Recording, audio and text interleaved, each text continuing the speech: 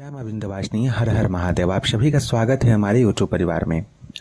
साधक साधिका जब अत्यधिक पूजन पाठ करते हैं, लगातार कई माला मंत्रों का जप करते हैं, यह एक लंबे समय तक जब चलने लगता है, तब जप से, पूजा तप से जितनी भी ऊर्जा का निर्माण होता है, उसका प्रभाव हमारे शरीर पे, हमारे मन पर, हमारे बुद्धि पे हर प्रकार से पड़ता है। इसी में कुछ एक ऐसे प्रभाव आने लगते हैं जिनको देखकर, जिनको महसूस करके एक साधक और साधिका कहीं न कहीं विचलित होने लगते हैं कि कहीं यह प्रभाव हमारे पूजा पाठ से संबंधित किसी गलती का कारण तो नहीं है, कहीं यह प्रभाव किसी नकारात्मक ऊर्जा का साथ जुड़ जाने के कारण तो नहीं हो रहा है। यह प्रभाव कौन कौन से होते हैं, किस प्रकार इन पर नियंत्रण स्थापित किया जाता है, यह किस कारण से उपस्थित होते हैं, इन सभी विषयों पर हम चर्चा करेंगे। उनमें से उदाहरण स्वरूप लेते हैं हमारी भुजाओं का फड़कना, आंखों का रंग जो है वो बदलना, अत्यधिक क्रोध आना, मुंह में जप करते समय में ऐसा लगना कि रक्त पीने की इच्छा हो रही है, मांस खाने की इच्छा हो रही है, जबकि आप शुद्ध शाकाहारी हैं। यह एक विषय होता है। तो यह सब विषय क्यों होता है, ये सब कारण इसके पीछे कौन सा है, इन सभी विषयों पे हम आज चर्चा करेंगे। और इसका निराकरण कैसे है, किस प्रकार है, यह सात्विक है, यह तामसिक है, अथवा यह किसी प्रकार का कोई दोष उत्पन्न हो रहा है, इन सभी विषयों को हम आज समझेंगे। इससे पहले कि इस विषय को आरंभ करें, आप सभी से निवेदन है, कृपया चैनल को जरूर सब्सक्राइब करें, वीडियो को लाइक करें। आप अगर नए हैं तो हमारे साथ अवश्य जुड़ें। टेलीग्राम ग्रुप का लिंक, सिद्ध सावरे विद्या नामक दूसरे यूट्यूब चैनल का लिंक वीडियो के डिस्क्रिप्शन में है, फेसबुक पेज इत्यादि का लिंक भी है। आप सभी जगह हमारे साथ अवश्य जुड़ें और सनातन संस्कृति में साधना के पद पे आगे चढ़ने के लिए, आगे चलने के लिए हमारे साथ बने रहें।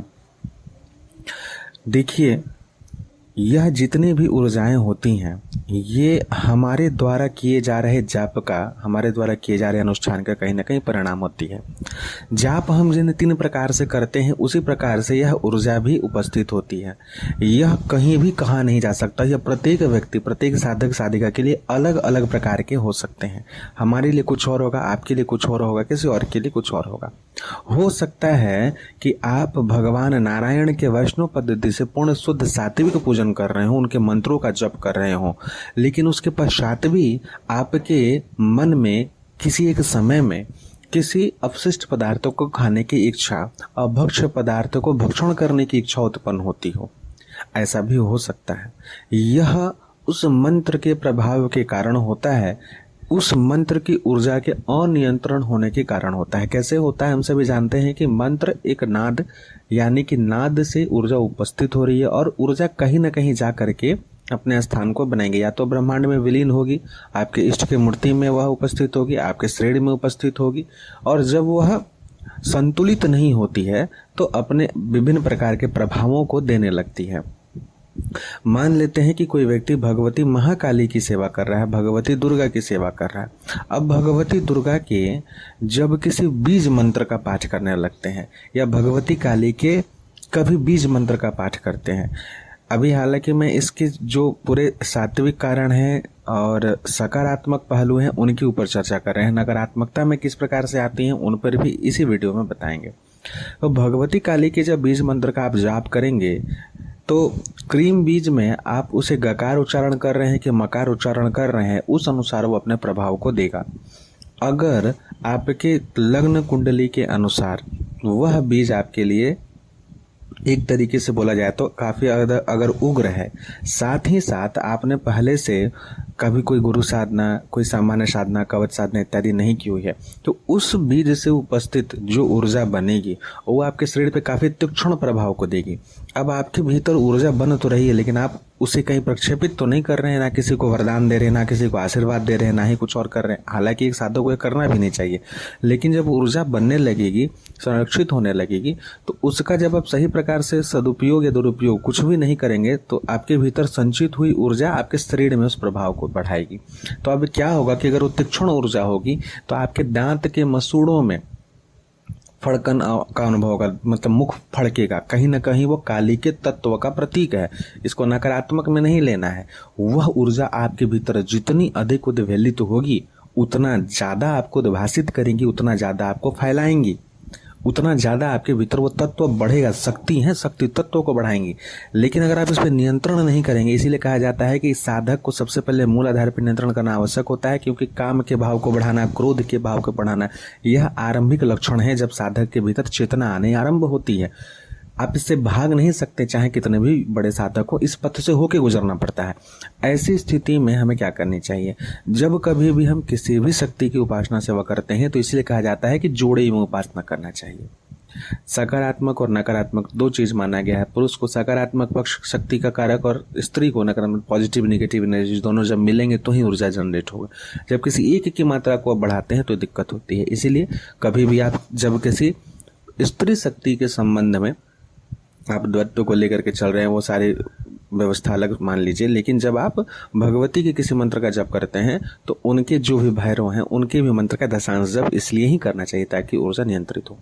दूसरा चीज है कि जब हमारे शरीर में काफी अधिक बाहुओं का फड़कना, अपने अलग अलग प्रकार के शरीर में विभिन्न जगहों पर स्पंदन होना, पूजा के समय विशेष करके जब ऐसा होने लगता है तो इसका कारण यह होता है कि जिस शरीर के जिस भाग में स्पंदन हो रहा है, बाहु फड़क रही है, जांघें फड़क रही हैं, पैर के पास में आपको उस तरीके का अनुभव हो रहा है, तो कहीं ना कहीं उससे संबंधित दो चीजें होती हैं। एक, या तो वहाँ पे कुछ कष्ट होगा, उसका निर्मूलन वो ऊर्जा कर रही है, कुछ भरपाई कर रही है, अथवा उस जगह से संबंधित कोई दोष रह गया है जो कि अब वह सूक्ष्म रूप में प्रकट होगा। अगर मान लेते हैं कि कहीं ना कहीं आप पूर्व काल में हमारे हाथों से कुछ ऐसा कर्म हुआ है जो कि नहीं होना चाहिए, तो मंत्र के जप के कारण जो पुण्यों का उदय होगा और ऊर्जा का जो प्रवाह चलेगा, वैज्ञानिक रूप से अगर देखा जाए तो जो ऊर्जा का प्रवाह चलेगा, तो हमारे शरीर से किए गए उस पाप के क्षमा के लिए या पाप के काटने के लिए कुछ कर्म तो बनता है हमारे शरीर पे ना। तो चाहे अगर मान लीजिए हाथ टूटना होगा तो वहाँ उंगली टूटेगी, उंगली टूटना होगा तो लाइनिंग फ्रैक्चर हो सकता है होगा, या हल्का फुल्का चोट चपेट लगेगा। आप साधक के लेकिन प्रारब्ध कम करके काटा गया, लेकिन काटा गया। हो सकता है कि किसी व्यक्ति के द्वारा कुछ ऐसा पाप हुआ हो कि उसके हाथ ही काटने पड़े भगवान को, शनिदेव न्याय करें कुछ ऐसा, भगवान शिव ऐसे कुछ न्याय करे, लेकिन उसके जगह में उस हाथ की क्षति इतनी हो कि वो बाद में ठीक हो जाए, 3 महीना 6 महीना साल भर उसमें दिक्कत हो। अब व्यक्ति यह मान ले कि मैं तो इतना पूजा पाठ करता था, उसका दुष्प्रभाव रहा, इस तरीके की स्थिति होगी, तो वह गलत है। तो इस चीज को, इस विषय को समझना होगा। दूसरा एक बात और आगे चलते हैं कि मुख में और आंखों में लालिमा का बढ़ना, मुख में रक्त भाव आना, ये बहुत से साधकों का होता है। कहते हैं कि जब मैं भगवती के मंत्रों का जप करता हूँ, और अब तो ऐसी स्थिति हो गई है किसी भी मंत्र का नाम जप भी अगर करूँ तो काफी अत्यधिक क्रोध मुख में लगता है, जैसे कि खून पीने की इच्छा, खून का बूंद लगता है जैसे कि मुंह में जा रहा है, मांस खाने की इच्छा होना, जबकि मैं पूरी तरीके से सात्विक हूँ, बचपन से आज तक कभी मांस इत्यादि का भक्षण नहीं किया। ये स्थिति क्यों होती है? देखिए, जब आप भगवती दुर्गा के मंत्रों का जप करते हैं, अब इसे पुनः हम लेकर के चलते हैं मंडल पूजन में, कि आप कहीं ना कहीं उस शक्ति का आवाहन कर रहे हैं। शक्ति का आवाहन आप कहाँ कर रहे हैं? जिह्वा के द्वारा ना, जिह्वा से नाद उत्पन्न हो रही है, वहां से ऊर्जा उत्पन्न, वहां से हम बुला रहे हैं, मुंह से ही तो बोलते हैं। तो मुख जो है वो सबसे परम स्थान, परमोच्च स्थान हुआ जहां पर सर्वप्रथम हम बीज मंत्र के द्वारा या आवाहन मंत्र के द्वारा या जप मंत्र के द्वारा उनका आवाहन कर रहे हैं।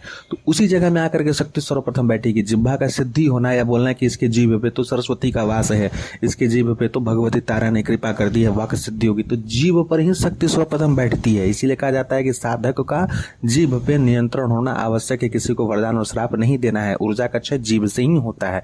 तो वो ऊर्जा सर्वप्रथम आके जीभ पे बैठेगी, और बैठेगी तो कैसे बैठेगी? उस जीभ पे किस पे बैठेगी? उनका वाहन कौन है? सिंह। तो सिंह सर्वप्रथम जब आएगा, इसीलिए भगवती, जब इसको आप और अंदर जाएंगे तो सोढ़ा न्यास क्यों करने के लिए कहा जाता है? जो 16 प्रकार के न्यास हैं उसकी क्या स्थिति है, क्यों कहा गया है? योग मुद्राओं का क्यों इसमें आवश्यक है? प्राणायाम इत्यादि क्यों आवश्यक है? विभिन्न प्रकार के शीतलीकरण इत्यादि जो मुद्राएं होती हैं, जो जीभ को आपस में लपेट कर बनाया जाता है, ये सब क्यों आवश्यक है? ये तब आप अंदर जाएंगे तो समझेंगे। इसीलिए कहते हैं केवल मंत्र जप पूर्ण नहीं है। आप समझते हैं कि हम हजारों माला मंत्र जप कर ले रहे हैं तो वह पूर्ण सिद्ध बना देगा, नहीं। इसके साथ साथ ये क्रियाएं इसीलिए रखी गई हैं, मुद्राओं का इसीलिए महत्व है, विभिन्न प्रकार के प्राणायाम इत्यादि का, कुंभक रेचक, इन सभी का इसलिए ही महत्व है, क्योंकि इन सभी के माध्यम से ही आप जो है इस पूरे के पूरे चक्र को, इस पूरे के पूरे साधना चक्र को पूर्ण कर सकते हैं। तो जब जिह्वा पे उनका आवाहन होगा, उनके मंत्र का बार बार जप होगा, तो सर्वप्रथम वहां पे धर्म रूप में सिंह का आवाहन होता है। और सिंह आएंगे तो युद्ध क्षेत्र से संबंधित सिंह सदैव युद्ध में रहते हैं। भगवती आप देखिए जिस प्रकार के स्वरूप का आवाहन कर रहे हैं, तो उसमें तो आपको पहले क्रोध तत्व तो बढ़ेगा ही बढ़ेगा, मुख में बार बार लगेगा कि रक्त आ रहा है। ये आपके साधना में उच्चता को दर्शाता है कहीं ना कहीं सकारात्मक पहलू में। अगर आप साधक आपके साथ कोई वायव्य बाधा इत्यादि नहीं है, आप बहुत लंबे समय से सही साधना कर रहे हैं, तो नकारात्मक में भी इसको बताएंगे। अब क्या है कि ऐसी स्थिति में आपको क्या करना चाहिए, महासिंह ध्यान मंत्र यानी सिंह का ध्यान करना चाहिए। सर्वप्रथम जो है सिंह ध्यान करना है, उसके पश्चात भगवती का आवाहन करके और मानसिक पूजन भगवती का, इसलिए 16 प्रकार से पूजन प्रतिदिन प्रत्येक साधक या साधिका के लिए संभव नहीं होता है, इसीलिए मानसिक पूजन जो है जरूर करना चाहिए प्रत्येक दिन।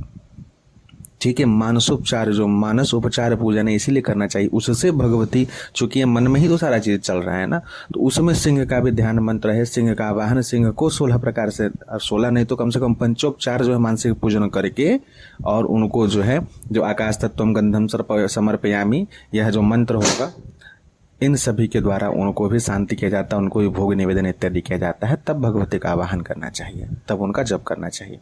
यह तो हो गई एक बात। दूसरी चीज हो गई कि बहुत अधिक जब आपकी स्थिति अनियंत्रित होने लगे तो कभी भी जिस शक्ति का आप जप कर रहे हैं, पुरुष शक्ति हो तो उनकी स्त्री शक्ति के दशांश और स्त्री शक्ति हो तो उनके पुरुष शक्ति के दशांश जप करना चाहिए। इन सभी के साथ साथ भगवान सदाशिव के पंचानन स्वरूप का बहुत अधिक महत्व है, इसलिए पंचानन स्वरूप के ऊपर मैं अलग से एक वीडियो बना दूंगा कि क्यों उनकी पूजा सेवा प्रत्येक व्यक्ति को करना चाहिए, विशेष करके साधक वर्ग को करना चाहिए। आज के वीडियो में इतना ही कि उनके पंचानन स्वरूप का सेवा पूजा जरूर करें। शिवलिंग के ऊपर पंचानन मंत्रों के द्वारा जलाभिषेक करना चाहिए, दूधाभिषेक करना चाहिए। जिस तत्व से संबंधित शरीर में परेशानी बढ़ रही है उससे संबंधित आपको अभिषेक करना चाहिए। जैसे बहुत अधिक अगर क्रोध बढ़ रहा है तो आपको दही और जल मिला के, थोड़ी सी मिश्री मिला करके तब अभिषेक करना चाहिए। अगर आपको बार बार रक्त इत्यादि मुख में आ रहा है, मांस खाने की इच्छा हो रही है, तब मधु के द्वारा सदाशिव का पंचानन मंत्र का जप करते हुए शिव जी का अभिषेक करना चाहिए। इसके कारण शिव जो है, शिव से संबंधित जो ऊर्जा है, जब आप इन मंत्रों का जप करते हुए अभिषेक करेंगे तो वो ऊर्जा भगवती महामाया महाशक्ति की उस ऊर्जा को नियंत्रित करेगी। आपको जानकारी होना चाहिए कि जो सिंह का ध्यान रूप वर्णन किया गया है, उन्हें शिव का स्वरूप, विष्णु का स्वरूप, यमराज का स्वरूप सभी को माना गया है कि उनके गले में वो साक्षात धर्म के रूप हैं। गले में सदाशिव विराजमान है, नखों में यमराज विराजमान है, पूंछ में बड़वाग्नि के रूप में शक्ति विराजमान है। तो उनके स्वरूप में सभी शक्तियों का स्थान दिया गया है। साक्षात धर्म को, धर्म का स्वरूप शिव का स्वरूप, वैष्णव का स्वरूप, विष्णु का स्वरूप, अलग अलग स्वरूप के अनुसार, मतलब भगवती के स्वरूप के अनुसार सिंह का भी अलग अलग स्वरूप माना गया है। सामान्य रूप से आपको सिर्फ उनका ध्यान करना चाहिए। उनका सामान्य ध्यान मंत्र जो है, अगर संस्कृत में चाहिए तो वो भी बता दिया जाएगा, लेकिन सामान्य ध्यान जरूर करना चाहिए कि हे देवी वाहन धर्मराज रूप सिंह, मैं आपका शांत सौम्य रूप से आवाहन करती हूँ, कृपया आप पीठ पे विराजमान। पीठ का अर्थ हो गया कि जो भगवती का पूर्ण उनका मंडल होता है, आपके पीठ पे नहीं, कि आपका पीठ पे, मैं पूजन पीठ पे पुनर्मंडल पे आवाहन करती हूँ या करता हूँ, आप विराजमान हो ताकि मैं जगदम्बा का आपके ऊपर आवाहन कर सकूं। उसके पश्चात जगदम्बा का आवाहन करना चाहिए कि हे भगवती जगदम्बा, आपके 3 नेत्र, 10 बाहु, अष्टभुजा स्वरूप में करें तो 8 बाहु, आपने विभिन्न प्रकार के शस्त्र अस्त्रों को धारण किया है। इस प्रकार से जो भी आप ध्यान करते हो, ध्यान करके तब उनका जप करना चाहिए। तो इस प्रकार से आप करें। साथ ही आपको एक कार्य और करना चाहिए, जब ऊर्जा अनियंत्रित होने लगे तो सुबह के समय में मधु और मिश्री का भोग जो है सिंह के सामने, देवी के वाहन सिंह के सामने और सदाशिव के सामने मिश्री का भोग लगा के और उसे स्वयं जो है खाना चाहिए या फिर मुख में लंबे समय तक रखने चाहिए, जिससे जो है ऊर्जा संतुलित होंगी। और जब यह पूरे तरीके से अनियंत्रण होने लगे तब तो तीर्थ क्षेत्र की यात्रा, शक्तिपीठ की यात्रा, शक्तिपीठ में जाके याग पूजन करना इत्यादि आवश्यक हो जाता है। बलि चढ़ाना चाहे आप सात्विक रूप से क्यों ना करें, वह भी आवश्यक हो जाता है। आशा करेंगे आज के इस विषय से आप सभी लाभ उठाएंगे। जय मां विंध्यवासिनी, हर हर महादेव।